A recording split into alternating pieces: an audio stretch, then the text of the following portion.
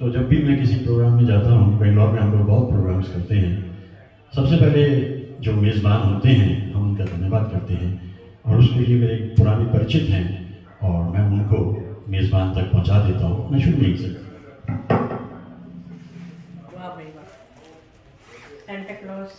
हाँ, ये सेंटा जादुई पिटारा, हाँ जी, तो ये हैं मेरे वो मित्र जो 2500 साल पहले इस दुनिया में आए थे, लेकिन आज तक मेरे साथ में हैं। और जहाँ ये हैं वहाँ आप जानते हैं सकारात्मकता है, चैन है, शांति है, और ये Buddha. Thank you so much. इसके साथ हम अपने प्रोग्राम को शुरू किया करते हैं, और क्योंकि दिन बड़ा और ये तो फिर जाहिर है कि मीठा कुछ करेंगे बाद में, कुछ मीठा हो जाए जिसे कहते हैं। तो मैं अब इस प्रोग्राम के बारे में, जैसा मैंने कहा कि मैं थोड़ा सा इसको रंग अलग दे रहा हूँ, क्योंकि ये अच्छा अरे वाह, मैं रंग इसको इस रूप में दे रहा हूँ कि ये 1923 का बरस जो है ये मेरे लिए बहुत अहम बरस था। जनवरी से ही मैंने शुरू कर दिया था, क्योंकि इसमें कुछ महान कलाकारों की सेंटिनरी थी, और उस सेंटिनरी की वजह से जनवरी से जो प्रोग्राम शुरू किए उनको करते करते ये नवंबर का वक्त आ गया। हम वो जो दौर था उसको याद करते हैं, और मुझे खुशी ये भी है कि मुझे काफ़ी सारे दोस्त इसमें मेरा साथ देते हैं। आप जानते हैं शैलेंद्र जी की सेंटिनरी है, आप जानते हैं मुकेश जी की सेंटिनरी है, और वे साथ ही सेंटिनरी है। तो ये जो सिलसिला है इसमें थोड़ा थोड़ा मैं उनके बारे में गा करके और कह करके अपनी बात आगे बढ़ाऊंगा। लेकिन सबसे पहले मैं आज भी एक सेंटिनरी है वहाँ से शुरू करूँगा, क्योंकि जिस इंसान से आप जिंदगी में मिल लेते हैं आप उसे भूलते नहीं, क्योंकि मैं आपको किसी को भूलूंगा नहीं अब अगली बार जब मिलेंगे तो उसमें क्या है कि मैं उस इंसान से मिला, और जिससे मैं सचमुच मिलना चाहता था वो 10 अक्टूबर 1964 को दुनिया से रुखसत हो गए गुरुदत्त। और गुरुदत्त की जिंदगी के बारे में अगर किसी इंसान को सबसे ज्यादा पता था वो थे उनके सिनेमेटोग्राफर वी.के. मूर्ति साहब। वी.के. मूर्ति साहब को 2010 में मिला दादा साहब फाल्के।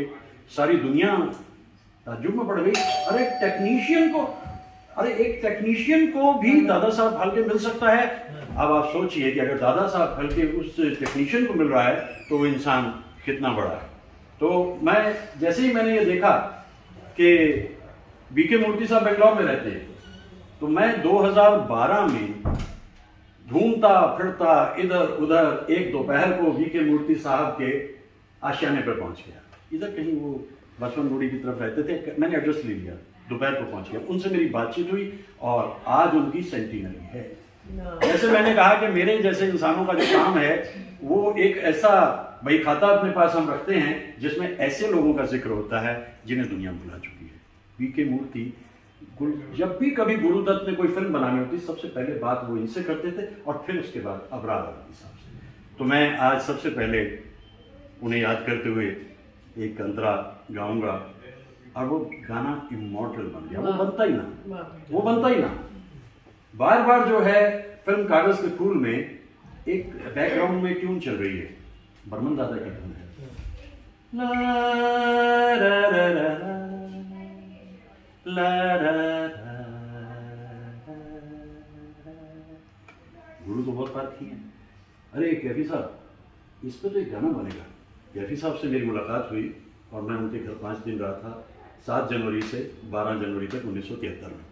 अब आप देखिए, हाँ कैफी साहब, अब आप देखिए मैं पाषाण युग का प्राणी हूँ, कौन से जमाने से मेरा ताल्लुक है, और उन्हीं का लिखा हुआ जो गीत है जिसे गीता दत्त ने गाया, आज मैं वी.के. मूर्ति साहब को याद करते हुए एक अंतरा उसका गाता हूँ। बेकरार दिन इस तरह जिस तरह कभी हम जुदा न थे, तुम भी खो गए हम भी खो गए, एक राह पर चल के 2 कदम, वक्त ने किया क्या हसी से कदम। तुम रहे न तुम, हम रहे न हम।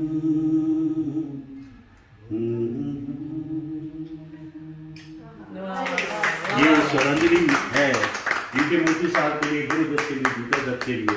और आज जैसे मैंने कहा, क्योंकि मैं मिला उनसे, बातचीत की मैंने, तो अब मैं एक दूसरे हिस्से पे आता हूँ। और दूसरा हिस्सा ये है कि सेंटिनरी की मैं ज़्यादातर उसी पे फोकस कर रहा हूँ। आप लोग जो गाएंगे हमें तो खुशी होगी। दूसरे जो कलाकार मेरे सामने आते हैं इन पर फोकस नहीं किया आपने, ये बहुत ज़रूरी है। ये जो दूसरे कलाकार मेरे सामने आए, मुकेश साहब, बचपन से मैं उनके गाने गाता था। 6 बरस की उम्र में मुझे एक ऐसी बीमारी लगी जिसका कोई इलाज दुनिया में ना था ना है, आज भी मैं उससे ग्रसित हूँ। उसका नाम है फिल्मोमेनिया। तो फिल्मोमेनिया का मतलब ये है, उधर घर से पढ़ाई करो और इधर गाने गा रहे हैं हम बैठे हुए। गाने गाने हमने शुरू किए थे आवारा हूँ से। इसका कोई इलाज भी नहीं है जी? नहीं, इसका इलाज चाहिए भी नहीं। फिल्मोमेनिया का इलाज तो चाहिए भी नहीं। हमारा भी ब्लड टेस्ट कराने से वही भी वही मिलेगा। ये जो जितने बैठे हैं वैसे ये सच है। तो हम मुकेश साहब को बहुत पसंद कर रहे हैं। एक बार मैंने अखबार में कहीं पढ़ा, 1973 की बात है, समर फेस्टिवल में मुकेश साहब आ रहे हैं शिमला। मैं तो 15 दिन पहले शिमला पहुंच गया। अभी मेरी जॉब नहीं लगी थी, 1973 का ये महीना था, जून का, और नौकरी मेरी लगी थी अगस्त में। पॉकेट मनी पे काम चलता था। जज्बों की सदाकत थी। पहुंचकर वहाँ उस दिन मुकेश साहब के सामने बैठ गया और मुकेश साहब से बातचीत हुई। अभी वो इंस्ट्रक्शन दे रहे थे कैसे ऑर्केस्ट्रा ये वो सब करते करते, और मैं उनके पास गया, मैंने उन्हें बताया। इस बीच में मेरे काफ़ी सारे दोस्त शिमला में बन गए थे जो मेरे गायकी को पसंद करते थे, और हम वहाँ पहुँचे तो उन्होंने मुझे ऑटोग्राफ बुक्स दे दी कि भाई इन पर करा दो साइन। मैं मुकेश साहब के पास पहुँचा, पहली लाइन में वो, मैंने कहा मुकेश साहब जी, इतनी मैं बैठा था, 6-7 तो होंगी, 5-6 से ज़्यादा ही। उनका अरे मैं आपको प्रोग्राम के बाद करूँगा। मैंने कहा नहीं साहब, उसके बाद तो और मिलेंगे और बिजी हो जाए। तो उन्होंने एकदम करके दी। मेरे पास तो थी नहीं, मैंने उनको एक ख़त लिखा जिसका जवाब आया, और वो ख़त मेरे पास आज तक महफूज है। 13 वर्ष की उम्र में मैंने लता जी को एक ख़त लिखा था, उसका जवाब मुझे आया था, वो भी मेरे पास आज तक मौजूद है। वो खजाने हैं जो मैं आज तक समेटी हूँ। तो मुकेश साहब से मिलना मेरी खुशी थी। आज इसके साथ ही मैं जोड़ देता हूँ शैलेंद्र जी को, क्योंकि शैलेंद्र जी भी मेरे बड़े प्रिय गीतकार हैं।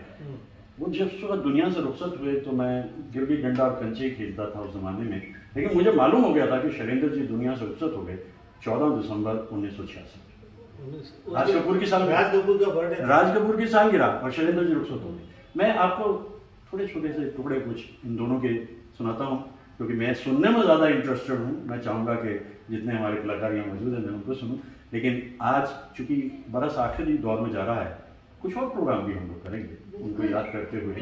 और मेरे पास तो मेन्यू ऑलरेडी है 1924 के लिए भी, वहाँ भी 4 बड़ी इंपॉर्टेंट सेंटिनरीज हैं वो मेरे पास हैं। क्योंकि जब मैं 30 जून 2013 में रिटायर हुआ था कॉलेज से पढ़ाने के बाद 40 साल, मैंने सबसे कहा भाई आज के बाद तालीम की बात मत करना, पढ़ाई की बात मत करना।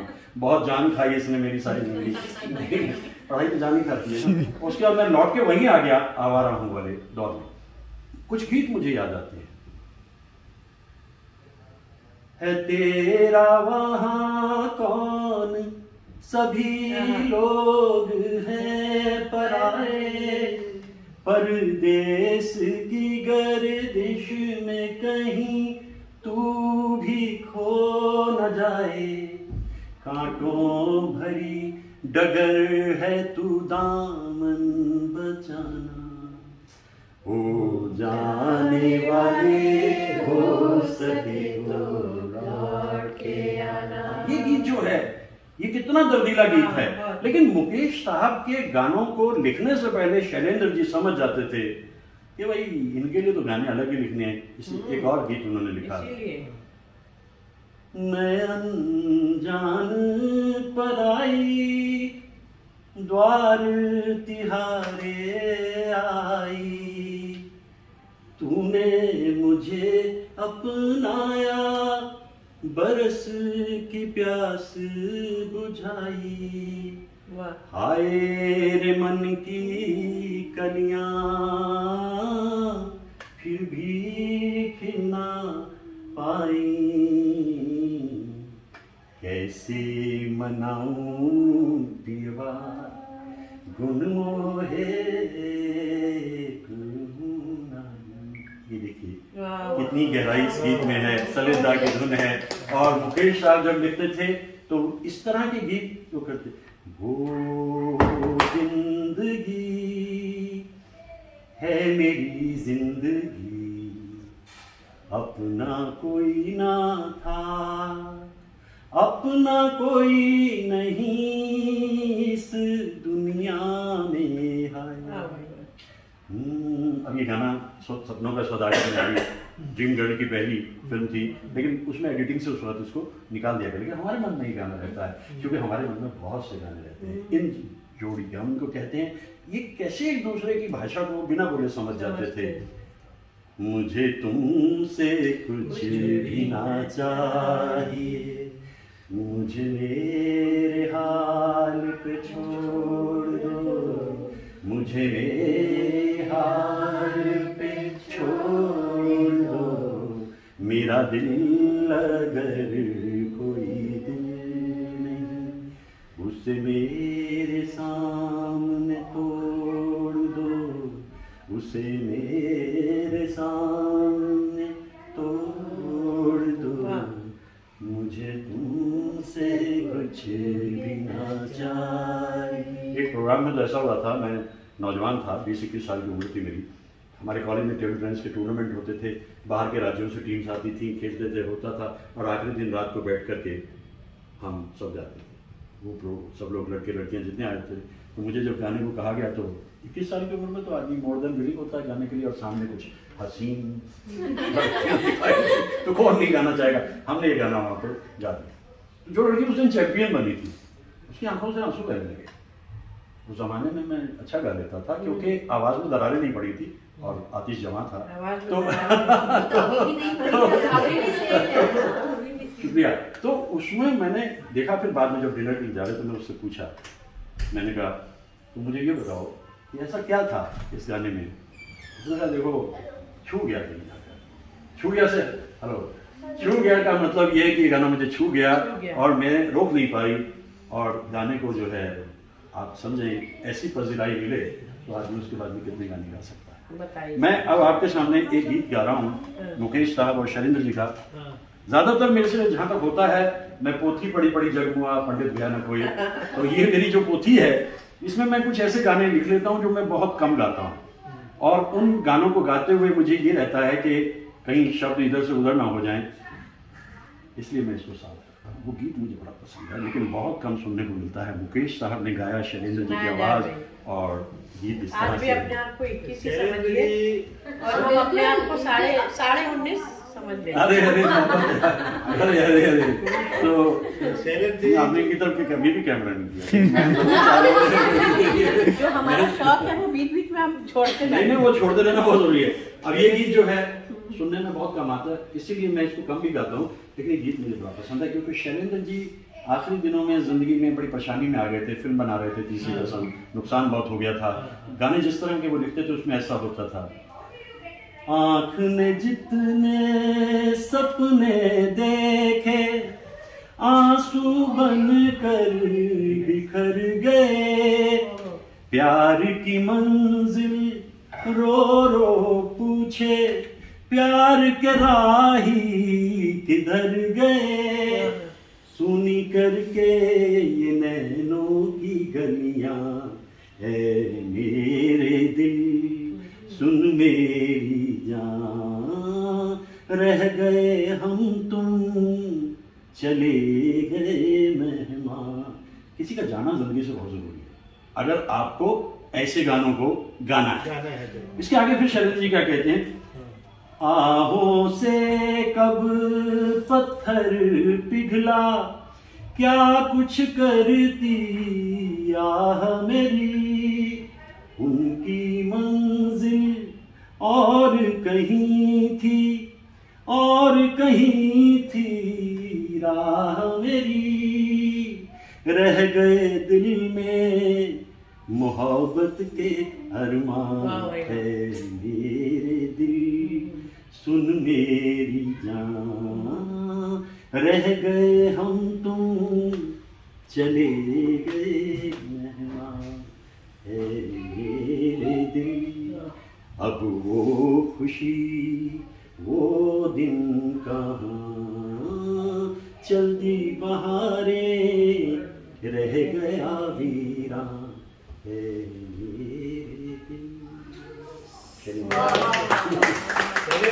जयकिशन के फेवरेट थे, शंकर जयकिशन में से, और शंकर जी के फेवरेट हजरत जयपुरी थे। जी जी बेशक, तो इन दोनों ने सबसे ज्यादा बहुत अच्छा काम किया। तो आप बता रहे थे शैलेंद्र जी की डेथ हुई, मैंने एक वाक्य पढ़ा है कि राज कपूर के बर्थडे की पार्टी चल रही थी 14 दिसंबर को, ऐसा कुछ बता रहे हैं उनके लॉन में, और 1 घंटे से उनका बेडरूम में फोन बज रहा था, लगातार फोन बजे जा रहा है, कोई सुन ही नहीं रहा क्योंकि सब पार्टी में थे। हाँ, फिर थोड़ी देर के लिए वो आए थे राज कपूर, उन्होंने देखा कि फोन बज रहा है तो उन्होंने फोन उठाया जी। तो दूसरी तरफ से मुकेश जी थे, मुकेश 1 घंटे से फोन कर रहे थे, उन्होंने ये समाचार दिया कि शैलेंद्र जी नहीं रहे। शैलेंद्र जी का बहुत दर्दीला दौर था वो। हाँ, और 43 he was only 43। बहुत स्ट्रगल करके आए थे, तो आज हम इसीलिए हम कह रहे हैं कि दुनिया बहुत आगे बढ़ गई, लेकिन हम वो मोड़ अब भी वहीं खड़े हैं। गुलजार साहब से तफसील से बातचीत हुई थी तो उसमें मैं यही उनकी बातें नोट कर रहा था। अब मैं एक बात जरूर कहता हूँ कि जब मैं इन गानों को गाता हूँ तो मैं शैलेंद्र जी के कुछ अलग मूड भी देखता हूँ। और मैं बहुत छोटा सा था, 12 बरस था, 1963, कितना छोटा होगा सोचिए, 42 साल तो चले गए वो जी। तो मैं उनके गाने को सुन रहा था एक बार, और वो गाना मुझे बहुत पसंद है। वो फिल्म, घर में कोई रिश्तेदार हमारे आए, वो फिल्में देखना तो मना होती थी हमें उस जमाने में, बचपन में बाज ही नहीं होते थे हम, जहाँ मौका लगा जाके देखाते थे, इधर उधर से कुछ करके इकट्ठा। तो उसने कहा कि हमारे ईशान ने, मुझे आज तक इसलिए याद है, जो जिंदगी में बचपन में आपके लिए अच्छा कर देगा आप उसे जरूर भूलते हैं, बचपन में तो भूलते। उन्होंने कहा चलो फिल्म दिखा के लाता हूँ, हरियाली और रास्ता। और मैं जब वहाँ गया तो मैं शंकर जयकिशन के संगीत को पहली बार मैंने इतनी अच्छी तरह से समझा और सुना। जहाँ हम आके पहुँचे हैं वहाँ से लौट कर जाना नहीं मुमकिन, मगर मुश्किल है दुनिया से भी टकराना। तेरे लिए हम कुछ भी सहेंगे, तेरा दर्द अब दर्द मेरा, जीवन के 2 पहलू हैं, हरियाली और रास्ता।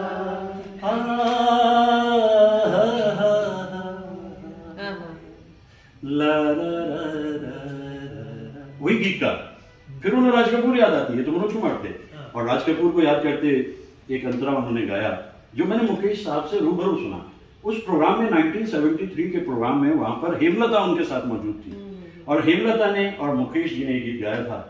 ये अंतरा मुझे बहुत पसंद है शैलेंद्र जी का। सुनते हैं प्यार की दुनिया में 2 दिल मुश्किल से समाते हैं, क्या है वहाँ अपनों तक के साए भी नाने पाते हैं, साए भी नाने पाते हैं। हमने आखिर क्या देख लिया, क्या बात है, क्यों हैरान है हम, एक दिल के 2 अरमान है हम, ओ मेरे सनम, ओ मेरे सनम। यहाँ से सितार का रही। हमें ये लगता था कि जिसको अगर प्यार ना हुआ हो वो ऐसे गाने लिख कैसे सकता है, लिख कैसे, प्यार के बाद में छूट गया हो तो और भी अच्छा लिख देगा। ये भी बात है। संगम के लिए बहुत ही बढ़िया गाना है जो 1 ऑफ माय फेवरेट ये है। अब तो गाया भी था ना। थैंक यू सर, आपने सचमुच इतने धैर्य से इस पूरी जो तफसील मैंने कही है आपने कही और सुनी। ये मेन काम इसलिए, देखिए मैं आपको पहले बता रहा हूँ इसमें क्या रहता है, याद ये इसलिए रह जाएगा कि मैं YouTube पे अपने चैनल में जो ये वीडियो डालता हूँ, जो कि ये मैं कल डाल दूंगा अपना, और जो गायक हैं उनके नहीं डालता, क्योंकि भाई पहले एतराज़ आ चुके हैं और जगहों से, आपने हमें क्यों एक्सपोजर दिया। भाई मैं अपना एक्सपोजर तो कर लेता हूँ, मैं YouTube पे डाल देता हूँ।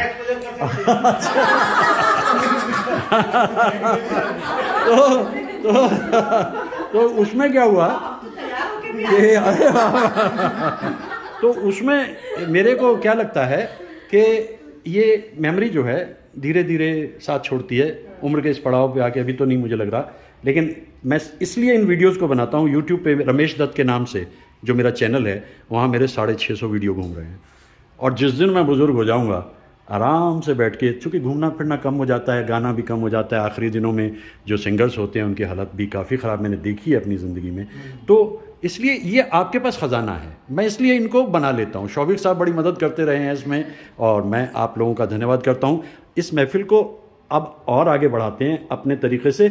मैंने जैसे कहा कि ये सेंटिनरी ईयर है, मैंने 3 का जिक्र कर दिया, लेकिन अभी थोड़ी देर के बाद आप लोगों को सुन लेने के बाद में मैं अपने इष्ट देव का जिक्र किए बगैर रह नहीं सकता, क्योंकि मैं इष्ट देव से उनकी बुक लॉन्च पे मिला था, गया बाकायदा। ये सब मेरे मित्र कंवलजीत के ज़रिए होता है, मुझे कौन जाने फिल्म इंडस्ट्री में। और हम वहाँ गए, वो रोमांसिंग विद लाइफ उनकी लॉन्च हुई, उसमें हम वहाँ पर बैठे, वहाँ जाकर के मैंने उनकी किताब पे सिग्नेचर लिए, और सिग्नेचर लेकर के मैंने उनसे हाथ मिलाया, मैंने उनको कलम भेंट किया।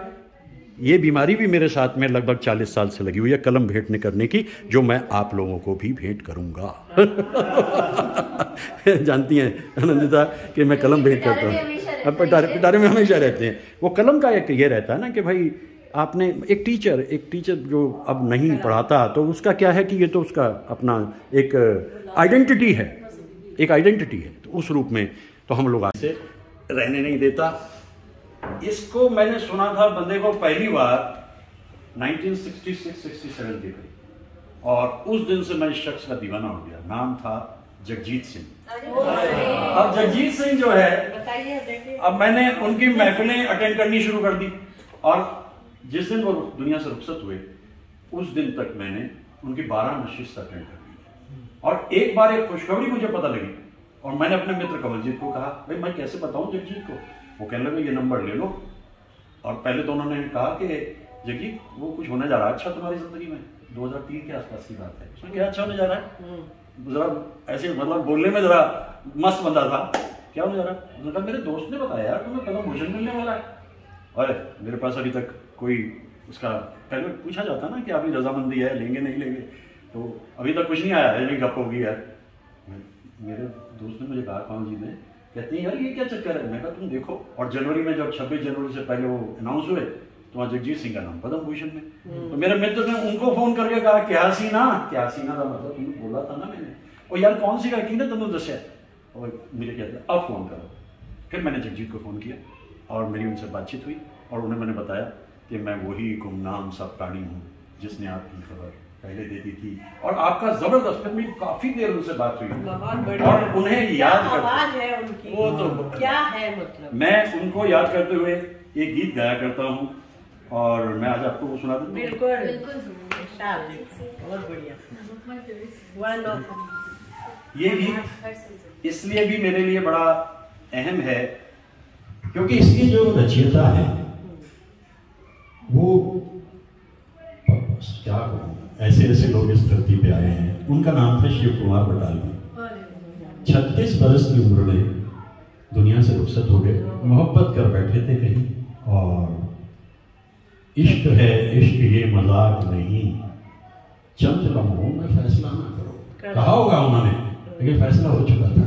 और उसके बाद जो उन्होंने गीत लिखे हैं पंजाबी में, एक पंजाबी गीत जो जगजीत ने गाया था, मैं वही आपको सुनाता हूँ। और ये मैंने रूबरू सुना है, बार बार उनसे सुना है। माए नी माए मैं एक शिकरा यार बनाया, ओदे सिर ते कलगी, ओदे पैरी झांझर, वो चुग चुगेंदा आया।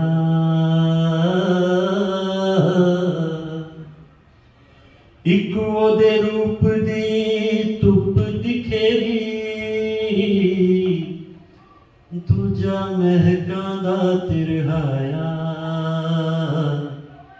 तीजा ओदा रंग गुलाबी, ओ किसे गोरी मादा जाया। इश्क दा इक पलंग नवारी, असा चाननियां विच डाया, तन दी चादर हो उस पैर जो पलंगे पाया, दुखन मेरे नैना दे कोए विच हड़ हंजुआं दा आया, सारी रात गई विच सोचा उस एक ही जुल्म कमाया, सुबह सवेरे लैनी बदला असा मलमल उस नवाया, दे ही दे विचों निकलन चिंगा ते साडा हथ गया कुमलाया, चूड़ी कुट्टा ते ओ खांदा नहीं, असा दिल दा मास खवाया, एक उड़ारी ऐसी मारी, एक उड़ारी ऐसी मारी, ओ मुड़ वतनी ना आए नी, मैं एक शिकरा यार बनाया। मैं छोटे से उसमें आपको बता दूं, ये क्योंकि हमारे बंगाली साथी ज़्यादा हैं, सो वो पंजाबी में इतना ना समझे, जबकि पंजाबी थे जगजीत सिंह और चित्रा सिंह मंडौरी, दोनों को दोनों भाषाएं आती थी।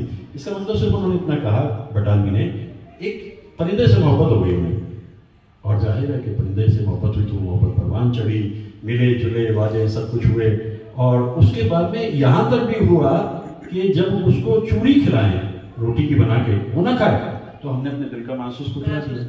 लेकिन जैसा मोहब्बत में कई जगहों पे होता है, एक उड़ारी ऐसी मारी, एक दिन सुबह मैंने देखा वो परिंदा उड़ गया, और आज तक मैं उसका इंतजार करता हूँ, लेकिन वो परिंदा लौटेगा नहीं, ये अंदाजा भी मुझे है।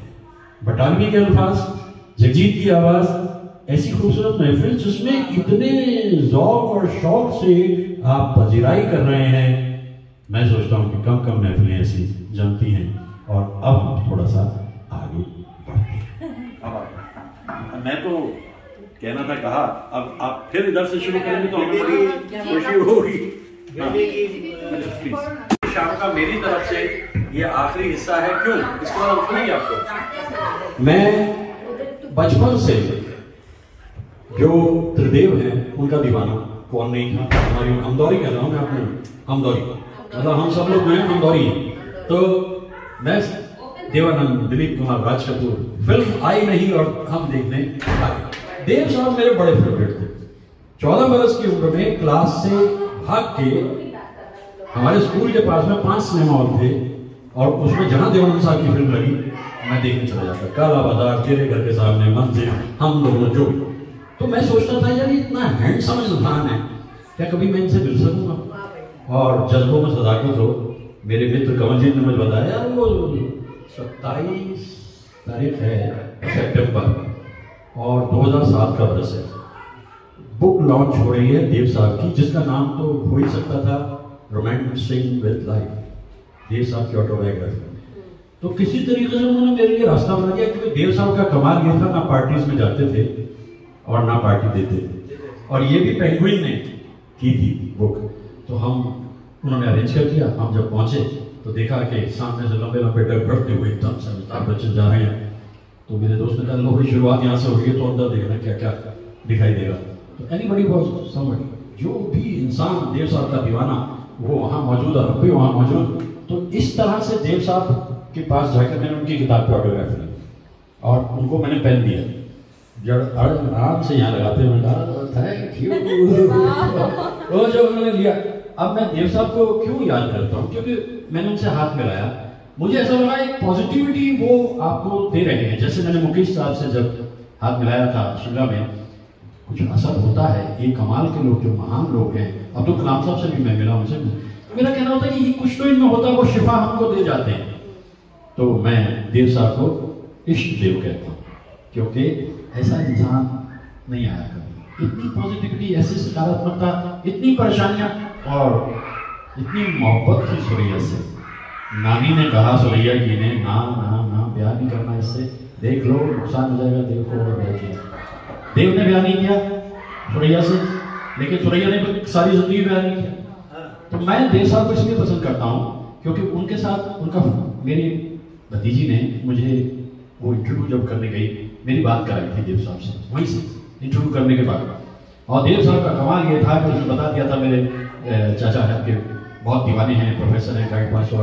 और जैसे ही मेरे फ़ोन पे नंबर आया बिटिया का, उन्होंने चाचा चाचा देव साहब देव साहब कहाँ यहाँ देव साहब, हेलो रमेश, देव साहब हेलो रमेश, बोले ये तो देव साहब है भाई।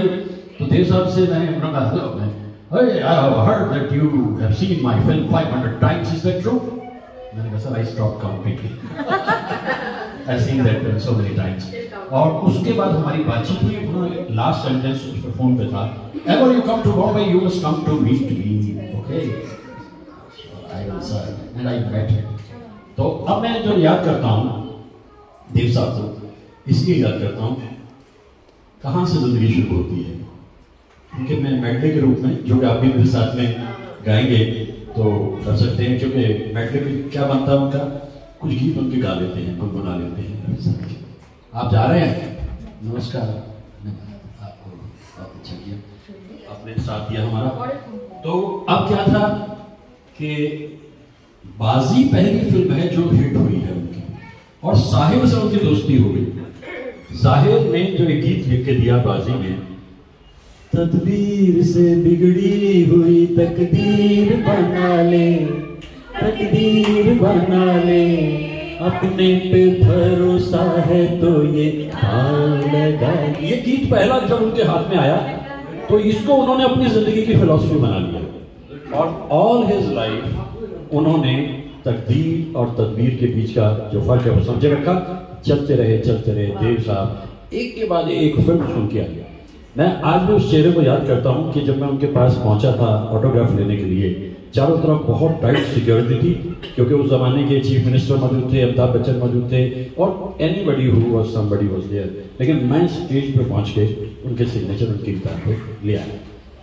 कुछ जगहें ऐसी होती हैं जहाँ आपको संकोच नहीं करना होता। ये हो सकता था कि वहाँ पर वो लोग मुझे रोक देते, लेकिन नहीं रोका तो मेरा एक लम्हा बन गया कि वो मेरे पास उनके सिग्नेचर आज तक मौजूद। तो अब ऐसे ऐसे गाने उनके, हम दोनों फिल्म बन रही है 1961 में। तो वो साहिर को बुलाया, अरे साहिर साहब यार अपने वो गजल सुनिए, अभी तो मैं जवान हूँ, हाफिज जलंधरी की। साहिर साहब ने कहा हाँ मैंने सुनी है, यार मेरी इस फिल्म के लिए कोई एक ऐसा गाना लिख के दे दो जिसमें यूं करते करते शब्दों के बीच में शब्द, सेंटेंस के बीच में सेंटेंस जा रहे हैं। साहिर साहब ने सोचा, गाना लिख के क्या दिया, अभी ना जाओ छोड़ कर के दिल अभी भराई। और इस तरह के गाने, और फलसफा उनका और क्या बना, बर्बादियों का सोग मनाना फिजूल था, बर्बादियों का सोग मनाना फिजूल था, मनाना फिजूल था, मनाना फिजूल था, बर्बादियों का जश्न मनाता चला गया। अब मैं क्या करता था, जब फोन नंबर मेरे पास आ गया तो 26 सितंबर उनकी सालगिरह थी। अब मनाई थी उन्होंने 27 को बॉम्बे में। क्यों? क्योंकि 26 को उन्होंने दिल्ली में बुक लॉन्च किया था, और मैं उनको फ़ोन करता था सुबह 10 बजे के करीब। कैसे? मैंने उनको नंबर मिलाया, हो उस Sir, this is Ramesh. Ramesh, yes, sir. I'm Professor Ramesh. Oh, where are you this moment, Ramesh? Sir, I am in Rishikesh. What are you doing in Rishikesh? Sir, I am praying for your health and happiness. Oh, thank you, very kind of you, and my blessings for you and your family. देव साहब तो उनके लिए करता था ऐसा। तो मुझे क्या लगता था कि देव साहब के दिल में वो टूटन तो थी सुरैया से ब्याह ना करने की, लेकिन रिबाउंड मैरिज के रूप में, क्योंकि बिना शादी के इस दुनिया में जीना कोई आसान काम नहीं, मेरे से बेहतर कौन जानता। लेकिन फिर भी उसके बाद ये है कि उसके अपने मजे हैं। अब देव साहब ने तो शादी करनी, सुरैया ने की नहीं, और सुरैया ने शादी नहीं की। देव साहब उसके बारे में सोचते थे, और जब भी कभी फिल्मों में कोई ऐसा मौका, हम बेखुदी में तुमको पुकारे चले गए। अब आप देखिए दर्द है। मैंने आपसे कहा कि जिंदगी में सचमुच गला में निखार आ जाता है अगर कुछ छूट गया है, छूट गया है, अगर if you lost something in life, क्योंकि वो जो विरह है वो इसकी जान है कला की। साथी ना कोई मंजिल दिया है ना कोई महफिल, चला मुझे लेके दिल अकेला कहाँ।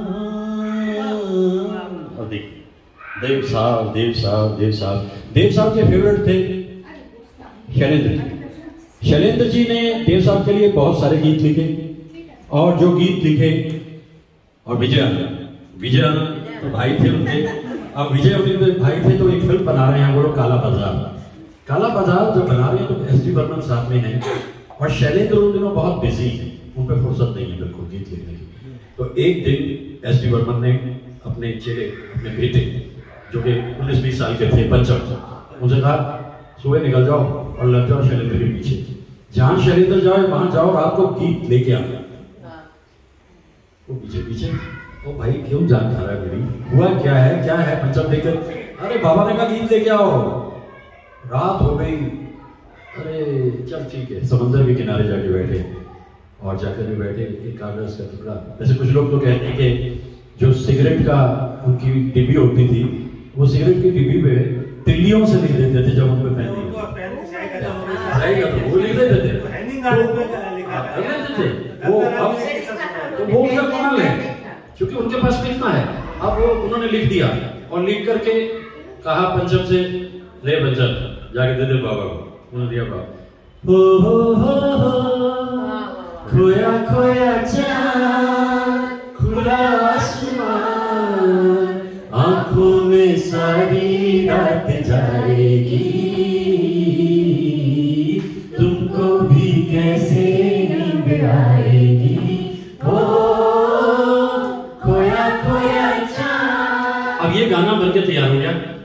अब इतना फास्ट टेम्पो पे है ये गाना, तो उसने कहा गोल्डी से, देव साहब ने, अभी मैं इसमें करूंगा कि आजा। उसने कहा आप एक बात ख्याल रखो, ये ऊटी में शूटिंग करनी है हमने जाकर, और ऊटी में रात का वक्त है और आपको कुछ नहीं करना। उसको पापे कहते थे, बड़ा भाई था, पापे तुम कम करना, बस चली जाना, इधर गया उधर गया। और आप उस गाने को देखो, देव साहब एक सेकंड को कहीं रुकते नहीं है, और पूरा गाना अपने आप में बहता। तो ये जो एक कंपोजिट कल्चर इन लोगों ने पैदा की थी, तो शैलेंद्र भी हैं, मजरूर सुल्तानपुरी भी हैं, और अच्छे अच्छे कलाकार वहां पर मौजूद हैं। लेकिन पारखी इतने हैं कि वो जो बैठे हुए थे दूर दराज के इलाके में, नीरज जी से कहने लगे, ये प्रेम पुजारी के गाने तो तुमने लिखने हैं, उसमें रोशोखियों से खोला जाए या और रंगीला रे, उन्होंने उनको थीम दे दी, वर्ड्स दे दिए और लिख दिए। मुझे नीरज जी के गीत इसलिए बहुत पसंद है, एक तो उर्दू के शायरों का जमाना था, और उसके बीच में कवि प्रदीप और भरत व्यास का जमाना खत्म हो चुका था, और नीरज जी ने कहा एक गीत देव साहब के लिए, आके जरा देख तो तेरी खातिर हम किस तरह से जिए, आंसू के धागे से सीते रहे हम जो जख्म तूने दिए, चाहत की महफिल में गम तेरा लेकर किस्मत से खेला जुआ, दुनिया से जीते पर तुझसे हारे, यूं खेल अपना हुआ। और उसके बाद फिर इतने सारे गाने, और बर्मन दादा के तो वो फेवरेट थे। गाइड के गाने तो एक एक गाना, एक छोटी सी बात और बताता चलो देव किस किस्म के इंसान है। जब गाइड बननी शुरू हुई तो उसमें लिए जा रहे थे गीतकार के रूप में हसरत जयपुरी। हसरत जयपुरी ने एक टुकड़ा लिख के दे दिया, दोनों भाई बैठे हैं विजय आनंद, और लिख के जो दिया है, दिन ढल जाए रात न जाए, लिख के दे दिया, बस इतना। क्यों देव इसको गाने को आगे करें, बढ़ाएं। दोनों ने एक दूसरे की तरफ देखा, विजय आनंद ने और देवानंद ने। हसरत साहब गाना कुछ जम गया, बात नहीं बन रही, क्या लिखेंगे इसमें, ऐसे आगे उन्हें आ गया गुस्सा दशरथ साहब को, मैं नहीं लिखता गाने जाओ तुम्हारी फिल्म के लिए जाना, छोड़ गए। शैलेंद्र जी से जिक्र किया, शैलेंद्र जी बड़ी मुश्किल दौर में गुजर रहे थे तीसरी कसम की वजह से, उन्होंने इतना पैसा कह दिया, शायद 1 लाख रुपया उस जमाने में 65 में काफी पैसा लग गया था। देवानंद ने कहा ठीक है, आप तो इतने बड़े गीतकार हो तो 1 लाख रुपया क्या है, आइए। और इस बीच में बर्मन दादा बीमार हो गए, और बर्मन दादा बीमार हुए तो हॉस्पिटल में गए देवानंद मिलने के लिए, और उनसे जाके कहा दादा ठीक हो जाओगे, नहीं देव तुम किसी और को ले लो। देव साहब ने कहा दादा 2 गाने बने, मैं अपनी फिल्म को 2 गानों पे रिलीज कर दूंगा, संगीतकार तो एसपी बर्मन ही रहेंगे। अब आप देखिए जब किसी के ऊपर आप इतना विश्वास करते हैं तो जो संगीत बर्मन दादा ने दिया है गाइड में वो अनोखा है। मैं देव साहब को इसलिए भी याद करता हूँ कि उनसे मेरी थोड़ी सी बात जब भी होती थी, ज़्यादा अपनी पर्सनल लाइफ को कभी डिस्कस नहीं करते थे कहीं भी, लेकिन फिर भी मुझे मालूम है कि वो कहा करते थे, मैं जिंदगी में 2 बार रोया हूँ। एक बार जब मेरी माँ की मौत हुई थी, और एक बार जब मेरी बेटी का डिवोर्स हुआ था देवीना का, ठीक है। और वरना वो कर्मयोगी है, वो क्या करता है कि वो फिल्में बनाते रहते हैं। आखिर की 16 फिल्म्स मैंने गिनी है उनकी, आखिर की 4 शेड से ऊपर की तरफ जाते हुए, समझ लीजिए देश परदेश के बाद 16 फिल्म नहीं चली। शायद मेरा ख्याल है उसमें कुछ दमखम भी इतना नहीं था। तो कई तरह के लोग दुनिया में होते हैं, क्योंकि victory has 100 fathers, defeat is an orphan. सही है ना? 10 मैच आपने जीत लिए, फाइनल आपने हार दिया, अरे यार कुछ नहीं यार, ये वो दुनिया है। तो देव साहब का क्या था, किसी ने उन पे एक तंजिया रिमार्क किया, देव साहब बड़ा मुश्किल होता होगा, सारी फिल्म्स नहीं चल रही, बॉक्स ऑफिस बहुत नुकसान में दे रहा है, नुकसान हो रहा होगा काफी। देव साहब ने कहा नुकसान कौन सा? जब मैं बॉम्बे आया था मेरी जेब में 30 रुपए थे, 30 रुपए, और वो 30 रुपए मेरे पास आज भी है। क्या कहाँ का नुकसान? मैं कई बार सोचता हूँ कितनी बड़ी फिलोसफी है ये, कि जो हमने लाभ कमाया अगर उसमें से कुछ खो दिया तो हम उसे नुकसान कह रहे हैं। हमारा क्या हक था उसके ऊपर? मुस्ताक तो नहीं थे हम उसके, लेकिन मिलता चला गया। ये देव साहब। तो देव साहब के बारे में तो बहुत सारी बातें कर सकते हैं, और अब मैं यही कहता हूँ कि मैं याद करता हूँ उन्हें जब वो फिल्म बन रही थी बम्बई का बाबू, मुकेश साहब को शुरू के दिनों में देव साहब ने लिया था, बहे ना कभी नैन से नील, ये यहाँ बदला, जो उनका एक वो था, ये यहाँ ये दुनिया है यहाँ दिल का लगाना किसको आता है?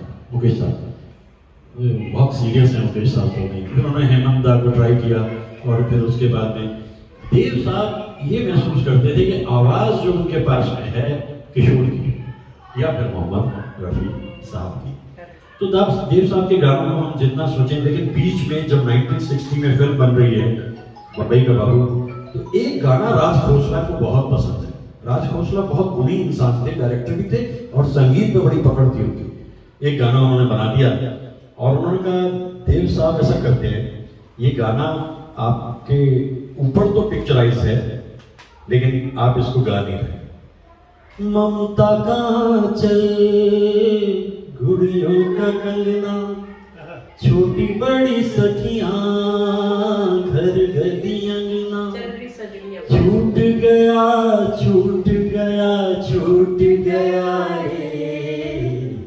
चल भी सजनी अब क्या सोचे, कजरा न बह जाए रोती रोती चल भी सजनी। तो जो बाकी गीत सारे गाते थे, रफी साहब गाते थे, किशोर से गवा भी लेंगे, उसके बाद फिर रफी साहब को याद करेंगे। आपने 3 देवियां फिल्म देखी है, ज्यादातर गाने तो किशोर के हैं, लेकिन आखिर में जाकर वे फिर कहीं बेख्याल होकर यूं ही छू लिया किसी ने, ये फिर रफी साहब आ गए। वो लोग इस तरह के। आज मैं आपके अंदर में जो उस दौर के लिए मोहब्बत है, जो थोड़ी कभी कभी दब जाती है, उसको धूल आ जाती है, उस आईने को मैं साफ करने के लिए एक तरह से यहाँ आया हूँ। और आनंदिता से मैंने पूछा भाई महफिल कब जब रही है, माँ बेटी को सुने हुए तो वर्षा हो गया, और सुनीता जी देखिए इतनी सुरीली सिंगर। उन्होंने कहा चलिए शुरू करते हैं, और ये महफिल आज हमें उसमें मिली। यहाँ मैं इस वक्त अपनी बात को रोक रहा हूँ क्योंकि मैंने तो अपना जो कहना था कह लिया। हो सकता है एक महफिल कहीं और इस बीच में जुड़ जाए। जो यहाँ का इस वक्त मिजाज है, 1972 में मेरे दोस्त कमलजीत ने कहा यार मैं फाइनल ईयर है मेरा यहाँ पर पूना इंस्टीट्यूट में, तुम आ जाओ घूमो फिरो देखो यहाँ पे। तो मैं गया वहाँ पर दिसंबर 72 में। वहाँ जाके देखा उनका ग्रुप क्या था, जिसमें जो लोग कोर्स कर रहे थे वहाँ पे। बाद में जाकर आपने उनमें कईयों को देखा, शबाना आजमी मानते थे, जरीना वाहब उसमें थी, शैलेंद्र सिंह उसमें थे, रीटा बहादुरी उसमें थी, और इतने कलाकार कमलजीत के क्लास करते। तो हम लोग वहाँ भी बैठ के रात को गाते थे 1972 में। तो एक नौजवान जो था, क्योंकि ऐसा हुआ ना ये जो हॉस्टल्स वगैरह होते हैं इसमें सिर्फ चाय नहीं पी जाती है, आप जानते हैं। तो वहाँ उसको कहते थे तू ऐसा कर जाके ना देख दरवाजे पर वार्डन आ जाए। तो वो मुझे कहता था चल तू मेरे साथ चल, तू भी तो चाय ही पीता है, वो नहीं पीता। मैंने कहा नहीं मैं आज भी नहीं पीता। तो हम जाके बैठ जाते। तो जो तुझे गाना सुनाता हूँ मैं और तू उसको याद कर। देखिए दिल पे लगने की बात होती है गाने की, आज भी वो गाना मुझे याद है। और क्या सुनाता था वो गाना, रोज चला दुपुरे সুর তোলে নুপুরে বাস থেকে তুমি যাবে নামতে একটি কিশোর ছেলে কেন এক দাঁড়িয়ে সেই কথা কি কোনোদিন ভাবতে মনে পড়ে রবি রায় কবিতায় তোমাকে একদিন কত করে চেয়েছি আজ হয় রবি রায় দেখে বলো আমাকে তোমাকে কোথায় যেন দেখেছি